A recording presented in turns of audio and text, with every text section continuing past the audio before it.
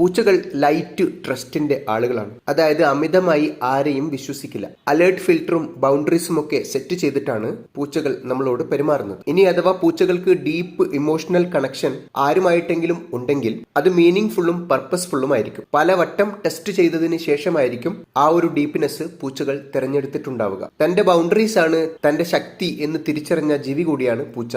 ലാളന പോലും പൂച്ച ഒരു പരിധിക്കപ്പുറം ഏറ്റുവാങ്ങാറില്ല. നമുക്കറിയാവുന്നതുപോലെ കൂടുതൽ ലാളിച്ചാൽ ഓവർ സ്റ്റിമുലേഷൻ വന്ന് പൂച്ചകൾ മാന്തുകയോ കടിക്കുകയോ ചെയ്യും. അൺനെസസറി ഡിപ്പെൻസ് ഇല്ല, അൺസേഫ് അറ്റാച്ച്മെന്റ് ഇല്ല. ഇങ്ങനെ പല തരത്തിലും പൂച്ചകൾ തന്റെ വീക്ക്നെസ്സിനെ ബൗണ്ടറീസ് സെറ്റ് ചെയ്ത് പവറാക്കി മാറ്റും. ഒരു പക്ഷേ മനുഷ്യന് അഡ്മയർ ചെയ്യാൻ പറ്റുന്ന ഒരു ഗുണം എന്ന് വേണമെങ്കിൽ പറയാം. എല്ലാവരുമായും ഒരു നിശ്ചിത ബൗണ്ടറീസ് നമ്മൾ സെറ്റ് ചെയ്യുമ്പോൾ എങ്ങനെ ജീവിക്കും എന്ന് നമുക്ക് തോന്നിയേക്കാം. പക്ഷെ പതിയെ പതിയെ അത് ഒരു സ്ട്രെങ്ത് ആയി മാറുന്നതായി കാണാം. പക്ഷേ പൂച്ചയെ പോലെ ആരെയും ഡിപ്പെൻഡ് ചെയ്യാതെയുമില്ല, എന്നാൽ അമിതമായി ആരെയും ഡിപ്പെൻഡ് ചെയ്യുന്നുമില്ല.